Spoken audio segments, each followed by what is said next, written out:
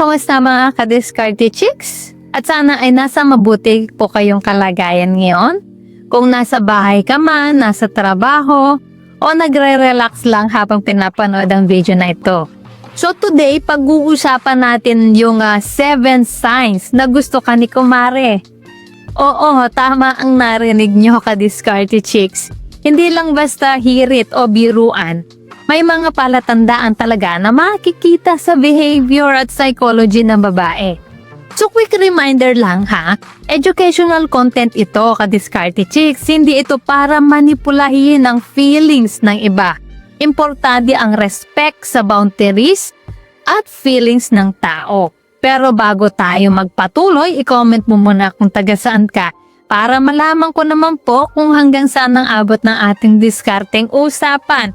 At syempre huwag mo kalimutang i-like ang video na to, mag-subscribe at i-hit ang notification bell para lagi po kayong updated sa mga love tips natin tuwing may bagong upload. So, ready ka na ba? Tara, simulan na natin. Sign number 1, lagi siyang nag-iinit sa'yo or flirty behavior. Ka-discarte chicks, unang palatandaan, palagi nag-iinit sa'yo, yung kumari mo. Hindi lang simpleng tawa o biro, mapapansin mo, palaging may pa-flirt na comment o witty reply sa chat. Kapag nagkikita kayo, yung mga pasimpleng touch o joke niya, parang may extra effort kaysa sa ibang kumpare nyo. Example ka-discarte chicks, alam nyo yun, yung sa chat kahit late na, lagi niyang sinasabi, good night, kumpare. Pero may pa-heart emoji pa. Medyo extra, di ba? Psychology behind it, kapag may attraction sa iyo ang babae, nagiging mas playful at flirty siya. Ang body language at tone ng boses niya nagbabago. Mas malambing, mas expressive, parang subconscious niya. Gusto niyang mapansin at ma-engage mo siya. So mini tip, kapag consistent siya sa ganitong behavior, malaking chance na may gusto siya sa'yo, ka-discarte chicks.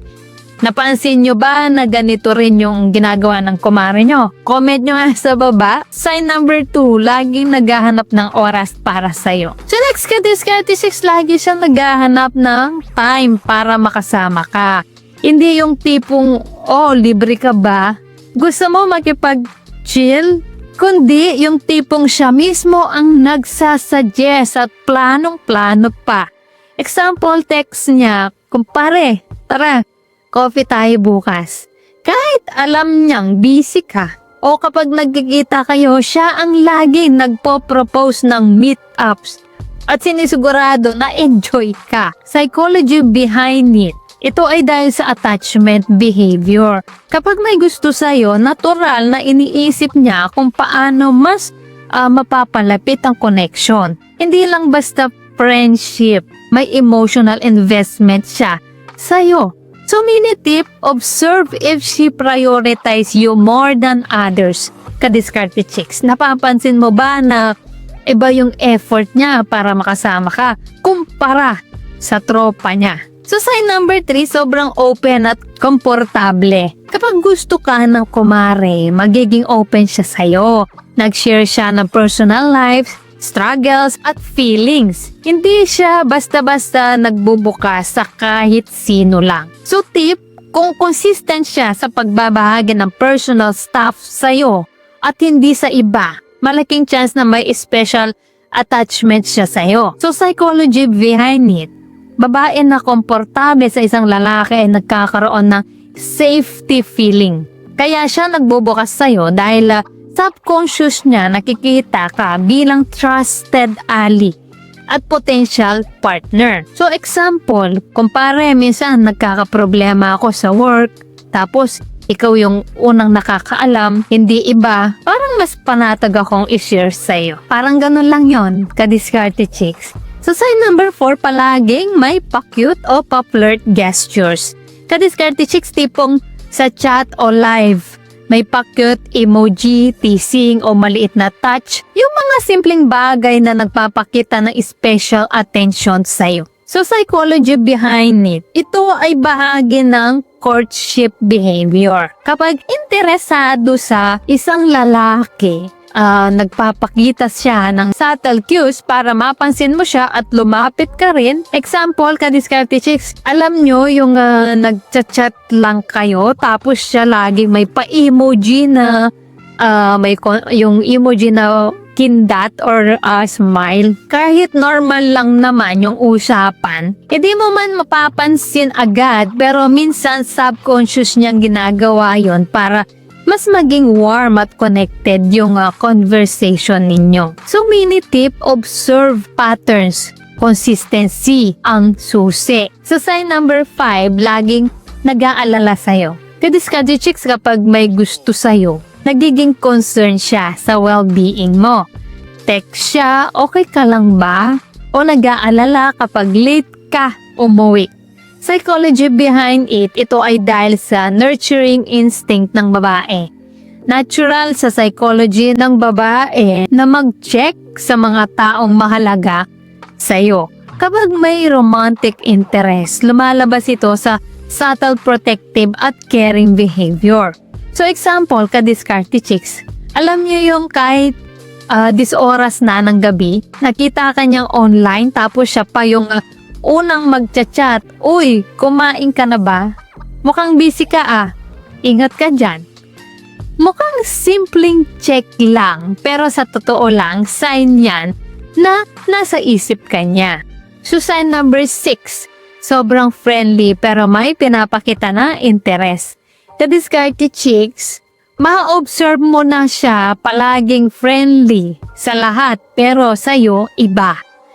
Laging may extra effort, parang gusto niyang mapansin mo siya, yung tipong extra laugh, yung chat, long chat o subtle compliments. Psychology behind it ay tinatawag na selective attention. Ang babae kasi, ka-diskarte chicks, kapag may gusto sa isang lalaki, subconscious niyang binibigyan nito ng mas maraming atensyon at emotional energy. Kaya kung mapapansin mo sa tropa niya, normal lang siya. Pero sa'yo, mas lively, mas engaged, mas interesado at doon mo masasabi na may possibility na may feeling siya sa'yo. So sign number 7, palaging nais makasama ka. Ka-diskarte chicks, kapag may gusto siya sa'yo, palaging may paraan para makasama ka sa events, sa projects, o kahit simpleng outing, kahit busy. Effort pa rin para sa'yo. Psychology behind it, ito ay behavioral confirmation. Babae na attracted sa isang lalaki ay subconscious na ginagawa yung actions para mas mapalapit sa connection. So example, kapag may reunion ng tropa, siya yung nagayaya sa'yo kahit alam niyang late ka para siguradong kasama ka. So mga ka-diskarte chicks, tandaan rin ng attraction ang micro-expressions at subtle mimicry. Halimbawa, ka-diskarte chicks, nag-uusap kayo sa mesa, bigla kang sumandal, maya-maya makikita mo, sumandal na rin siya. Tapos kapag tumawa ka ng malakas, tumatawa rin siya kahit hindi naman ganun ka-funny yung joke mo. Mukhang maliit na bagay lang pero sa psychology ng attraction, sign ito na komportable siya sa'yo. At subconsciously gusto niyang maki-align sa energy mo. Kaya mga ka-diskarte chicks, yan ang 7 signs na gusto ka ni kumare na may kasamang psychology explanation. Pero tandaan ka-diskarte chicks, signs lang yan hindi guaranteed. Observe, respect boundaries at huwag maging pushy kung napapansin mo ang signs na ito sa kumare mo. Comment down below at syempre huwag kalimutang mag-like, share, subscribe sa channel natin. Click mo rin ang notification bell para updated ka lagi. So ayan mga ka-diskarte chicks, sana may natutunan po kayo sa video natin ngayon. At syempre bago po tayo matapos, shoutout muna sa ating mga masugid na tagapanood na sina Marlene Yang watching from Taiwan, Manaday Wilmer watching from Taiwan, Joel Bodero taga Lapu-Lapu, Jeffrey Ponce taga Tarlac, Gerard Lining from Marinduque, Teng Agnes taga Camarines Sur, James Rosanes from Alpozo, Tagaytay, Cavite, Angel de la Cruz from Malolos, Bulacan, Feliciano Tolentino from Ilocos Norte, Jenellen M. Borong from Bohol, Pablito Pigma from Palawan, William watching from Alicia Isabela, Francisco Aglia watching from Muñoz de Baisia, Maricel Buot na Zamboanga Sibugay, Renante Dian from Sarangani, Felipe Gutierrez from Pampanga at kay Raul Macaso taga Zamboanga City. Guys, maraming salamat po sa support at panonood mga ka-Discarte Chicks. Dahil po sa inyo, lalo po akong ginagawa gumawa ng mga content na makakatulong at makakaaliw.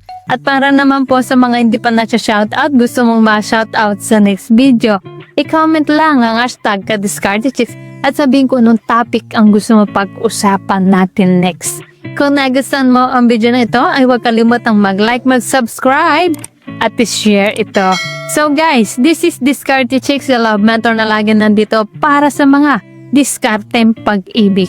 Kita-kits sa next video. Maraming salamat sa panonood. Ingat kayo palagi. Let's spread love.